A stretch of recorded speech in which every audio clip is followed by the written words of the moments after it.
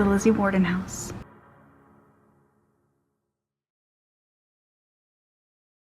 Hey everyone, it's Gabby and welcome back to my channel. If you're new around here, I'm a writer, and as a paranormal investigator, most of my inspiration comes from visiting haunted places. Back in November, I went on a road trip to a few of New England's most haunted spots, such as the Union Cemetery, Freetown Fall River State Forest, and Salem. I documented this whole trip on my podcast, Mirrors, Horrors, History, and Hauntings, with the main goal being to learn as much as I possibly could from each location about communication with spirit. All of this was leading up to my night at the Lizzie Borden House, the site of two unimaginably gruesome murders back in 1892. On August 4th, 1892, Andrew Borden was found murdered in the living room of his Fall River home. His daughter, Lizzie Borden, yelled to the maid, who had been resting in her room upstairs, that someone had murdered her father. Bridget Sullivan came downstairs, walking in to see the mutilated body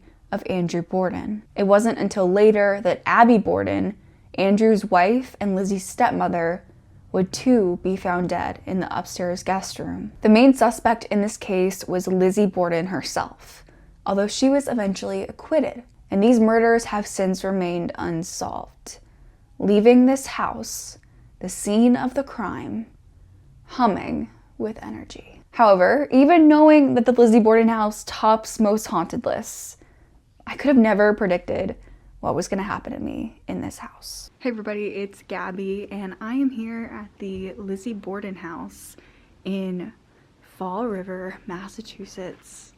I've been wanting to come here for so long. I'm so excited. I mean, just look at this place. It is so cool. I just did a history tour, hearing the story, learning new details about everything, and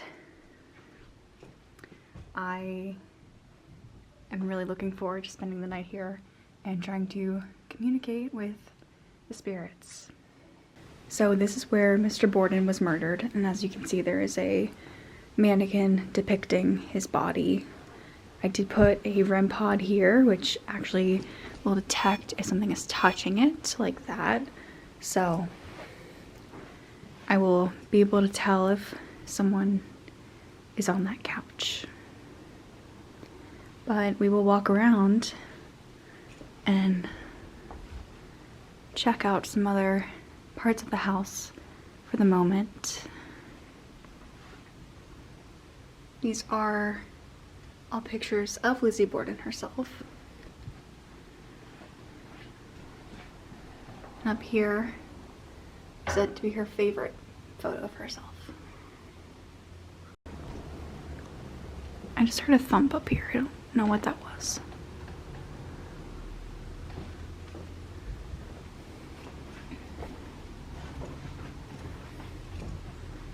I'm not quite sure what that was.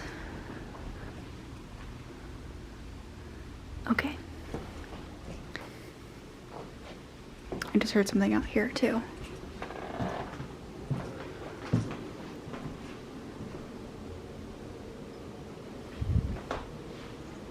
Interesting.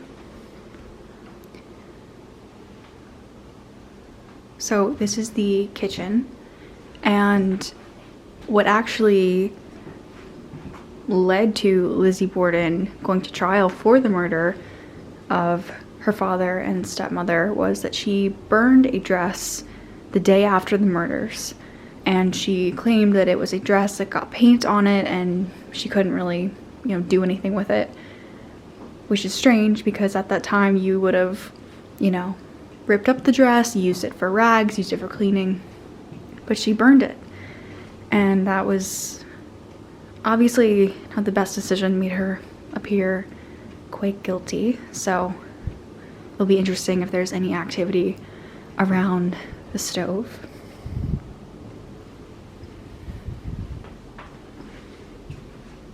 The guy just told me that the staircase back here, which leads up to my room up there, which is actually the Andrew and Abby Borden suite, that was their bedroom, but the guy told me that this staircase people have seen Mr. Borden on quite a bit.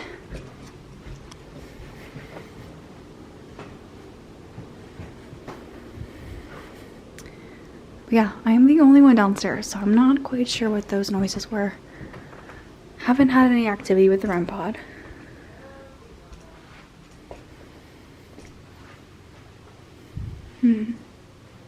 Lizzie Borden was 32 when the murders happened. At this time, she was a Sunday school teacher and very involved in the church community of Fall River. She was always kind of this like mysterious figure where she was like there and well known, but still not really known, if that makes sense. And then after the murders and trial, Lizzie was basically shunned. Like I said, she was acquitted. She was never actually convicted of murder, but many people still found her guilty. Even today, if you were to say Lizzie Borden to someone, they would likely automatically think of an axe murderer. But that might not be the case. And for what it's worth, these murders were likely committed with a hatchet, not even an axe. A hatchet head was found in the house's basement after the murders, but the real murder weapon was never definitively confirmed. Just one more mystery from this case and house. If you want a deep dive into this case, I have a 3-part miniseries on my podcast that goes through everything. I am so fascinated by this story because there are so many strange occurrences and intricate details that just raise a seemingly unanswerable string of questions. What stands out to me most is that these murders seem to be so frenzied and chaotic, but left little blood spatter and practically no blood trail. After all, Abby Borden sustained about 19 hits, and Andrew Borden between 10 and 11. There had to be a clear motive and a detailed plan to let these murders play out without leaving behind any physical evidence. There's the dress burning that I mentioned, which is one of the main points against Lizzie. Obviously, it seems suspicious that she would burn a dress so shortly after the murders, almost like she's trying to destroy evidence. But her sister Emma and a local seamstress would confirm that there actually was paint on one of Lizzie's dresses. So that's what I mean, that like nothing makes sense, even when there's something that seems to be leading the case in one direction. Another detail just throws it off course. Andrew Borden was a self-made, successful businessman in Fall River, Massachusetts. Despite this, he was known to be a quite frugal man, which caused tension between him and his daughters, Lizzie and Emma, who craved a life of luxury.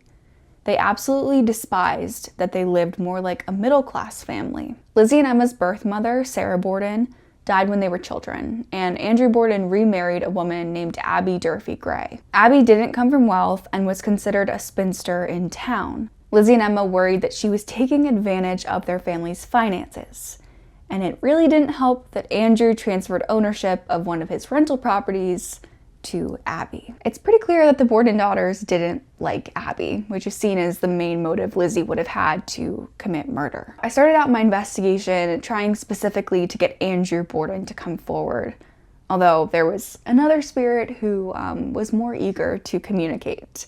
Stick around to hear about that. So this is Mr. Borden, and people leave coins and money here for him because he was a self-made man, very frugal, and he's very protective over this money.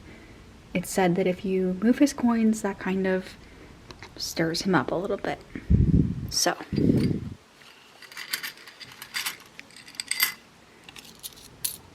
let's put some of them over here. Alright. And then I will put the REM pod over there as well. And we will see if anything happens.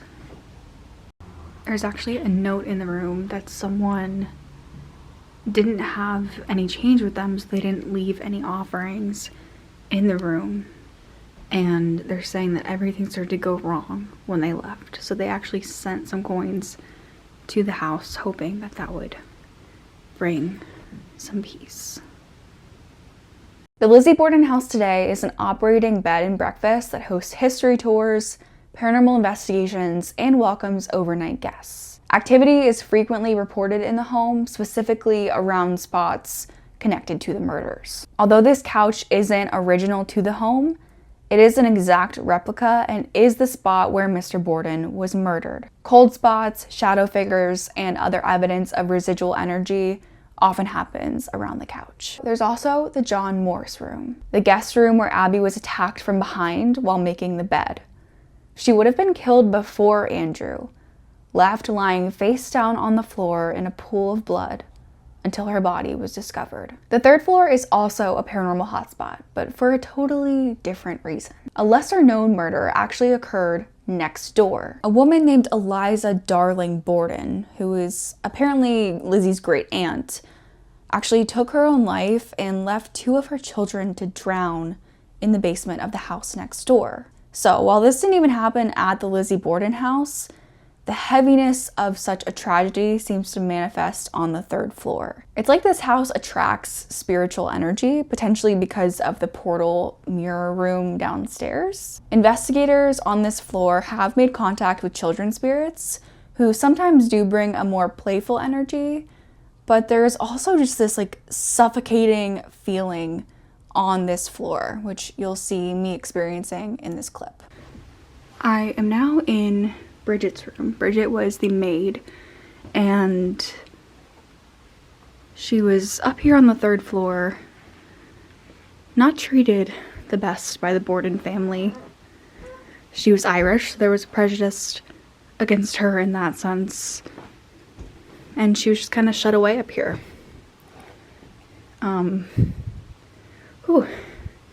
Sorry, I'm getting really...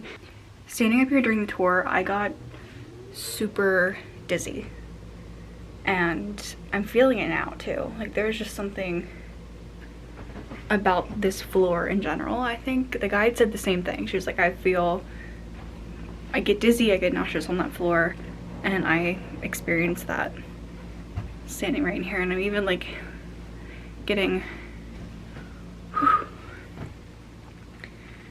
I've noticed that like that happens quite a bit for me. I've noticed that I get this heavy feeling on my chest. All right. So this room is supposedly haunted by children. So all of these toys and books and other trigger objects are set up for those children. So maybe they will like the REM pod.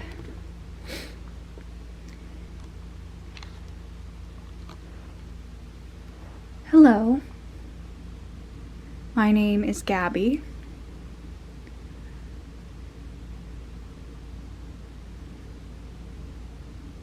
Do you want to come play with me? I have this really cool toy here that if you touch it, it will light up. Do you think you could make it light up like that?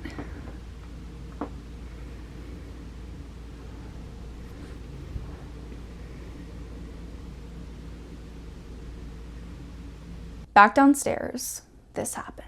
I am currently all alone in the Lizzie Borden house. The 2 other guests that are staying went out to grab some dinner real quick. So I'm gonna take advantage of that to do a little bit of investigating. I am in the parlor where Mr. Borden was murdered, and I have all of my equipment laying out. So I'm just gonna sit here for a few minutes and kind of take in the space, see if anything goes off, and then we will ask some questions. So this is the tracer light here on the floor. This is my newest piece of equipment, and it's really cool because it will detect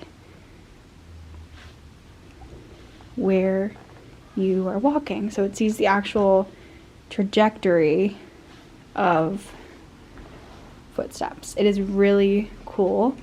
I think that this will be a great thing to use in conjunction with motion detecting equipment like the REM pod. So that way if we see any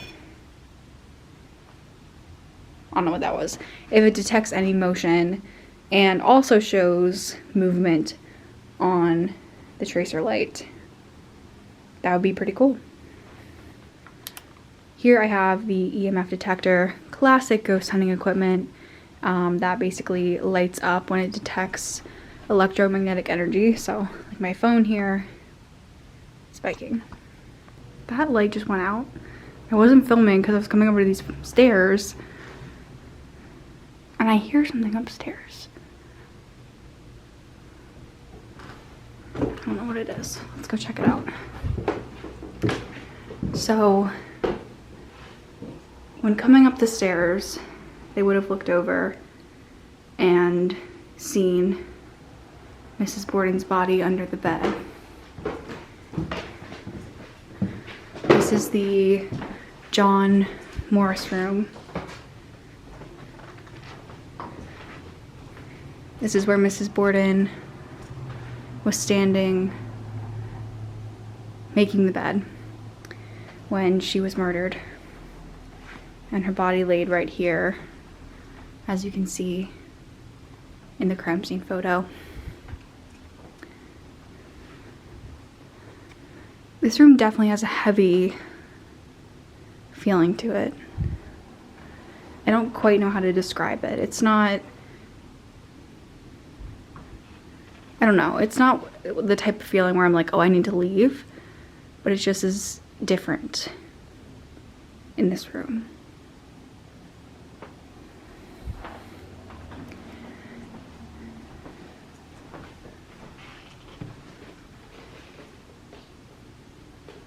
I'm still hearing something. I think it's just the sink is on. The sink just turned on. Unless it just does that. I don't know. I didn't hear that before, but then I heard it downstairs. I heard the water running. Yeah, it's not turning off. It must just be an issue with the sink. Interesting.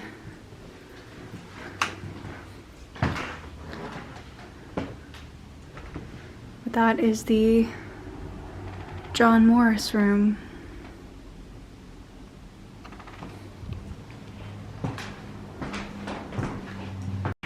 Being in this house alone is definitely quite eerie.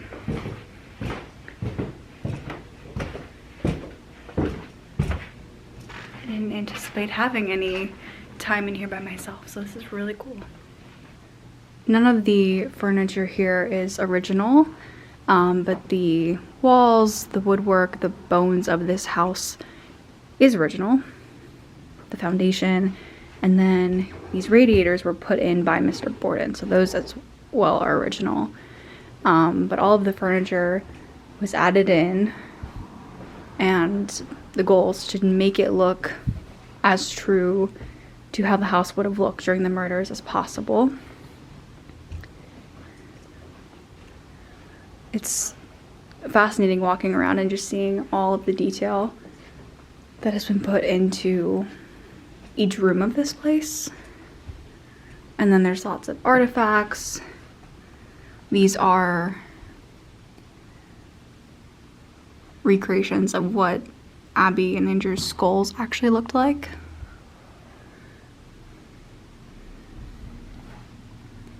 And that's the actual photos.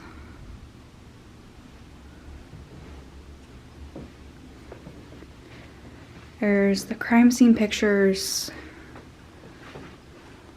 some of Lizzie Borden's actual books, more books. Some of these are actually signed by Lizzie, but they keep them closed just to protect that signature. It's interesting because there are so many trigger objects throughout the home. I could see that fueling all of the activity that's reported here. I just noticed walking by, that is straight up yellow. Just sitting here on the couch. I don't know what would be causing that unless there's something in the wall maybe. I don't know, it's just right there. Yeah, maybe there's something in the wall there that's causing that. I won't say it's totally paranormal, but I mean,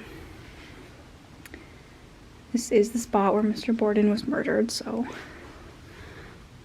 Huh. Interesting.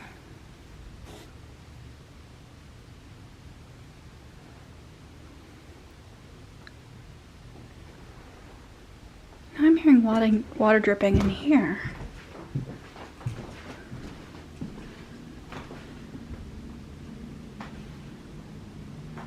Oh, it's the clock, okay. Maybe I'm a tad paranoid. I just spiked again.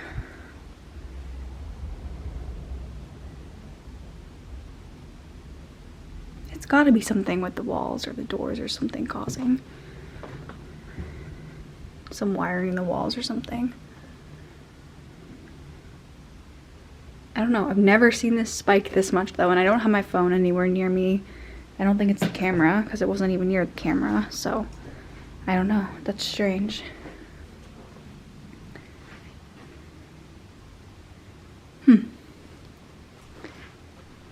Well, let me put this somewhere else.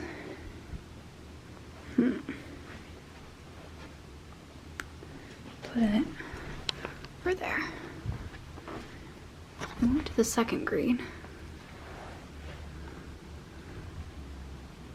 Oh, now it's yellow. Is there someone near me?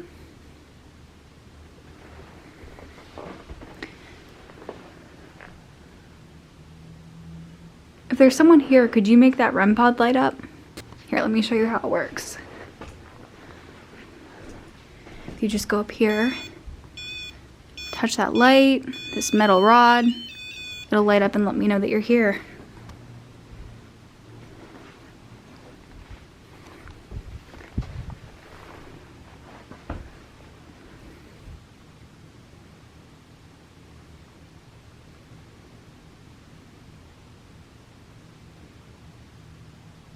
Mr. Borden, are you here?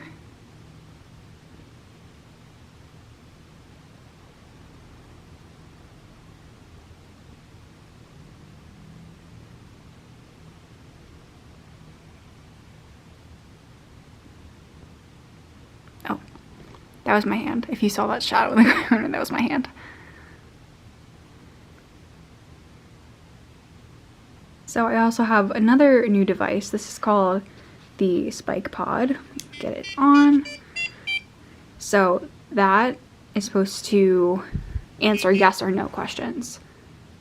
I think that was just because I put it down, but the green is yes, red is no. Is there anyone here with me?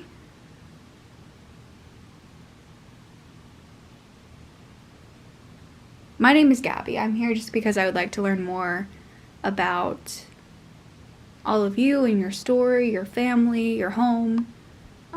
So anything that you would like to share with me, I'm open to hearing. I have all of these fun devices out because they will help me to hear you and understand you. So please feel free to communicate in any way you feel able to. Do you like when people come here to visit you?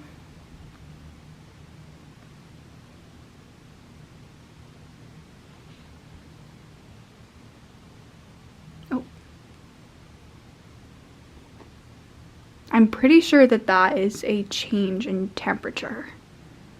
I'm pretty sure.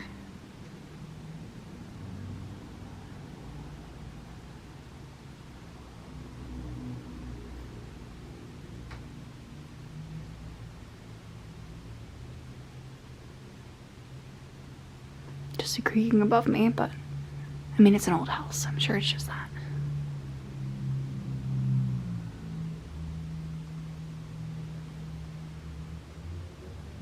I'm turning on this app, Ghost Hunting Tools, which is sort of like an Ovilus, if you've seen those.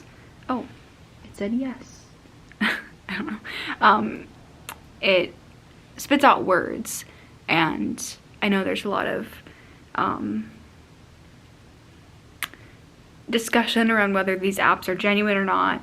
I personally have had words come through that are so relevant to the locations I'm at, so I always like to have it on just to aid my investigation. Oh, it said on bed.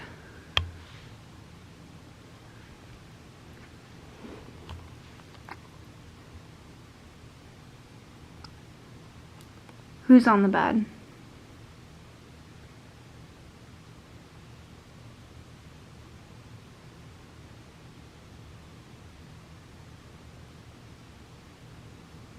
Is this Mrs. Borden from upstairs?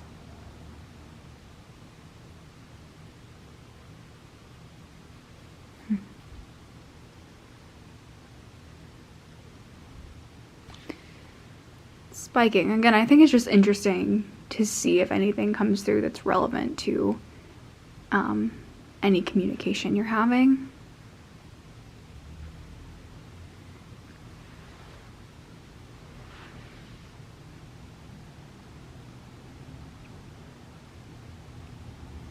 Would you be able to give me a name of who I'm talking to?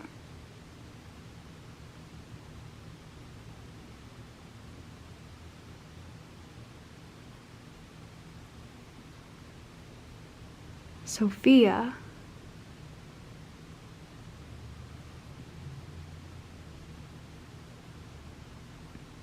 I wonder if that's one of the kids' names.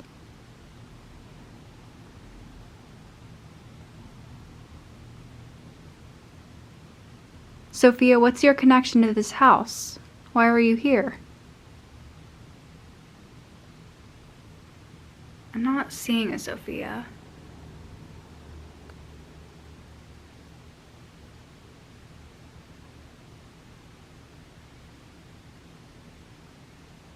I don't know. Again, maybe it just heard me say, can you give me a name, and spit out a random name, but interesting. It said thanks and then create.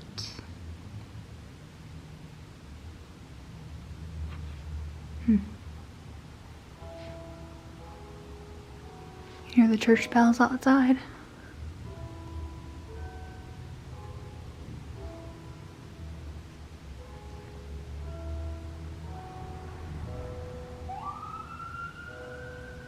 End of sirens.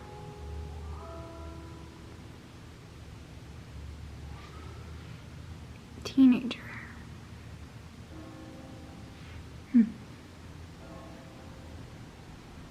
Oh, that's interesting. It said policeman after hearing the sirens.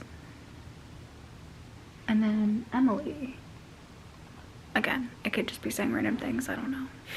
I think that this location, more than any other that I've been to, there's just so many unanswered questions. There's different opinions on what was used for the actual murder weapon. It's, you know, widely known to be an axe, but that might not be the case. It could have been a hatchet, it could have been a hot poker, it could have been something else entirely. So there's questions around that. There's obviously questions around who the murderer was. Many people believe it to be Lizzie Borden, but there's also theories that it's Uncle John, or it could be someone else. Oh. Okay. That was interesting timing for that one.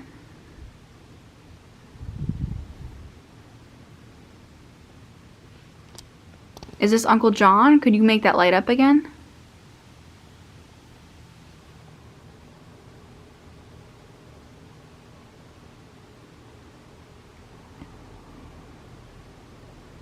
If someone's here with me, could you step over to that REM pod again?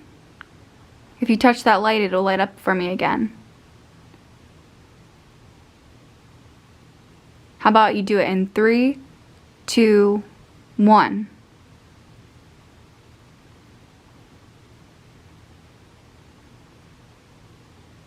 I find it so interesting that the REM pod went off when I was talking about alternate theories. Mainly because I've used this device at multiple different locations during many investigations, and I've never had it go off. So at first I was like, oh, that's cool, and like that was strange timing. But this actually happened later in the night when I was talking about the exact same thing. There were 2 other overnight guests who came later and joined me in my investigation. And at this point we were in the John Morse room where Abby Borden was murdered. And we'd gone a few hours with like no devices going off, not really experiencing anything. So we just decided to reset. I turned my camera off. We're just sitting there talking. And I did have the REM pod in the middle of the bed, which again, Abby was said to be making the bed when she was killed. So I just kind of had it out to see if anything would happen, but we weren't really being intentional about any sort of communication, weren't asking questions, that kind of thing.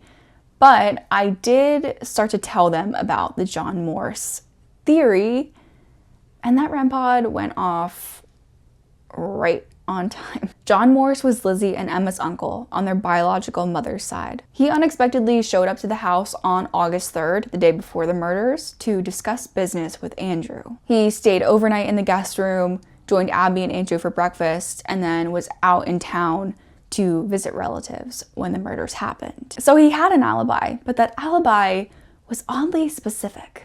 He was able to remember the streetcar number he rode on that morning, the conductor's name and badge number, and offered a nearly minute-to-minute breakdown of his day. There's theories that he still somehow was the murderer and acted alone, but there's also a theory that Lizzie committed the crime, but Uncle John was in on it. Honestly, who knows?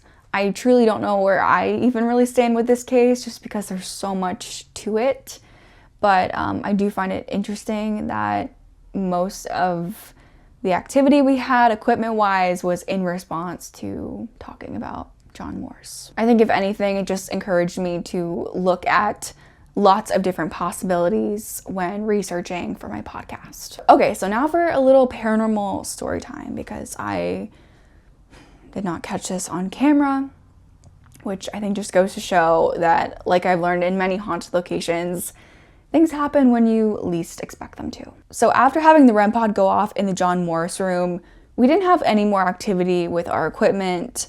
We tried like asking follow-up questions and getting something else to happen, but it just wasn't happening. We went back up to the 3rd floor for a little bit. Again, no more activity with the devices. Went back downstairs, nothing. So we just decided, hey, it's late. Let's head up to our rooms, just like chill for a little bit. If something else happens, we'll get up and investigate.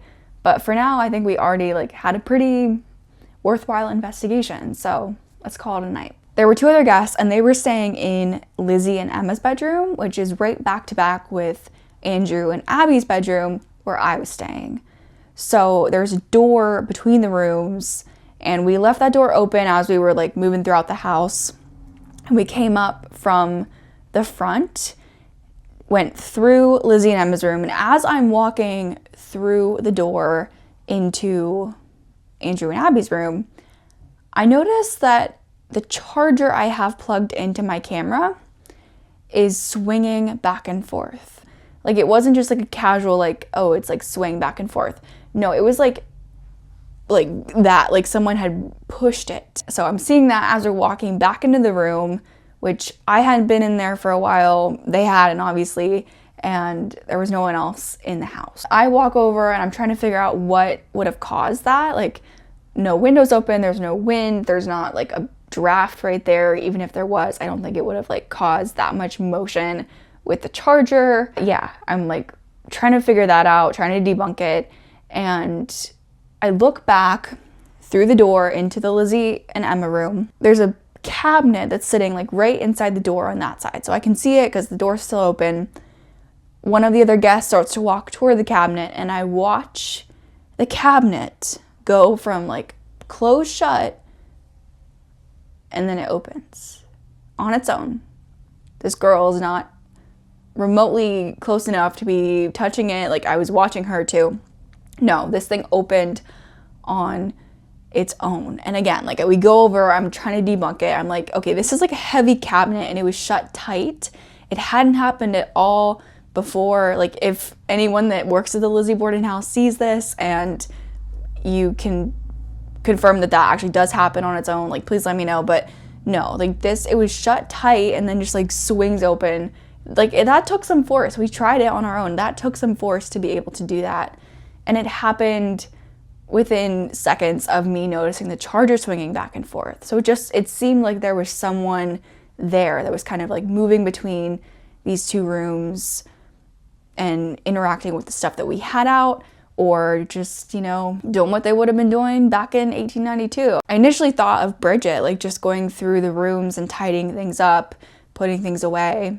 I don't know, if that was some sort of residual energy, that's who I first thought of. I was over in their room for a little bit, just, you know, seeing a cabinet swing open on its own with that much force behind it. Obviously, we were a little like shaken up, so we're just over there talking about it. Eventually, I was like, okay, I need to get to bed. I was heading to Salem the next morning, so I wanted to try to get some sleep. I come back into my room. I'm like going through my bag, getting ready for bed, and I walk into the bathroom.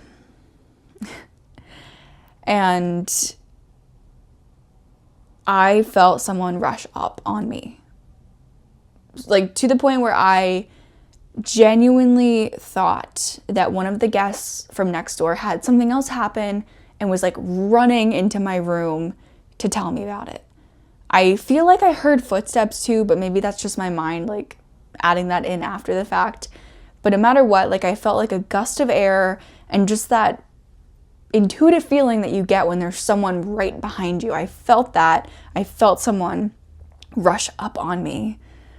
And yeah, I really thought I was going to be turning around to one of the other guests. But I look over my shoulder and there was an apparition, a full-on apparition. And I've seen apparitions before.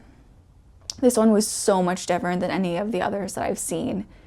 The only way I can really think to describe it is if you picture like a lava lamp, how there's kind of like that, you know, viscous, like it's like moving and flowing.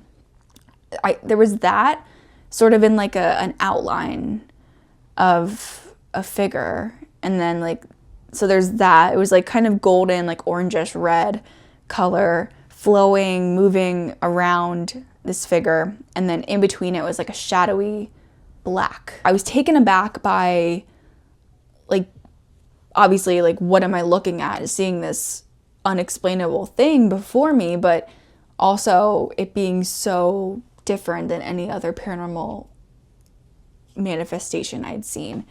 So, yeah, it was crazy. Like I don't know how to fully express, like it shocked me, like to see that right before me.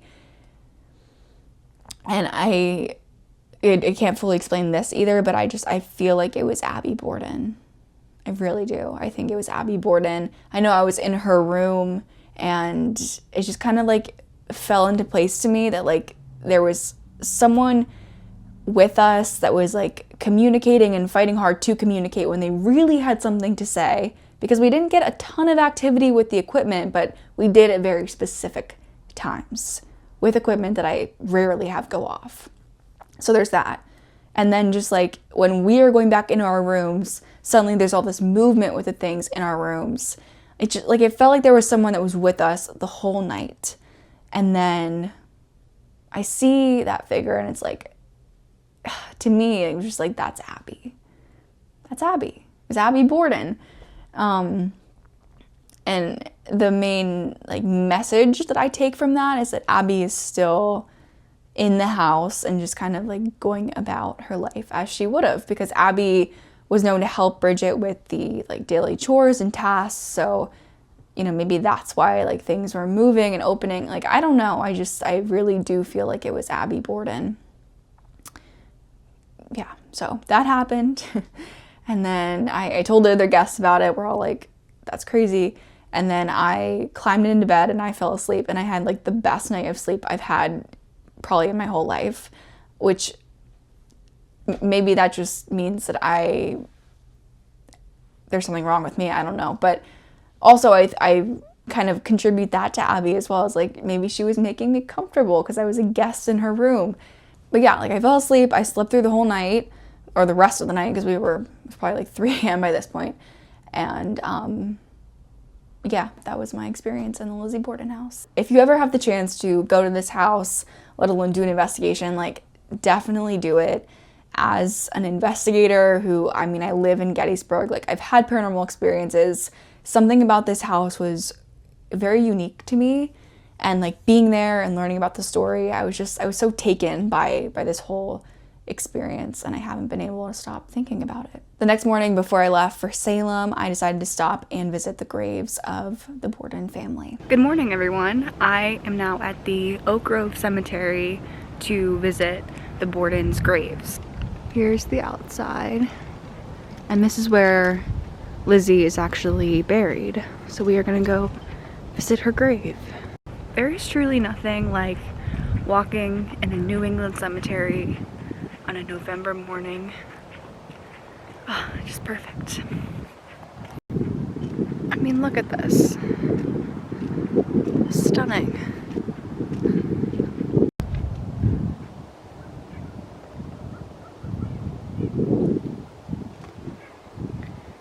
Here is the Borden grave site.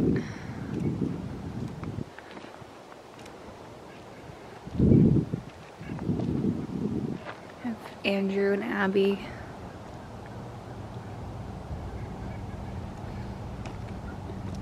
And their actual skulls are buried here, but they were not buried with the bodies. So it's believed that that could be fueling some of the unrest in the house. So this is Andrew, and this is his first wife, Sarah, and their other child, Alice. Lizzie went by Lisbeth later in her life to just kind of separate herself from that image, and you know, I hope she was able to find some peace and rest in her life. Thank you so much for watching. Be sure to like, comment, subscribe, all the things so you don't miss any new videos. You can listen to my podcast, which I just wrapped season 2, planning for season 3 now, but lots of episodes out there for you. And yeah, this has been my Lizzie Borden house investigation, which I'd wanted to go here like my whole life. So this was an amazing experience. Yeah, so thank you. I'll see you next week, but until then, stay spooky.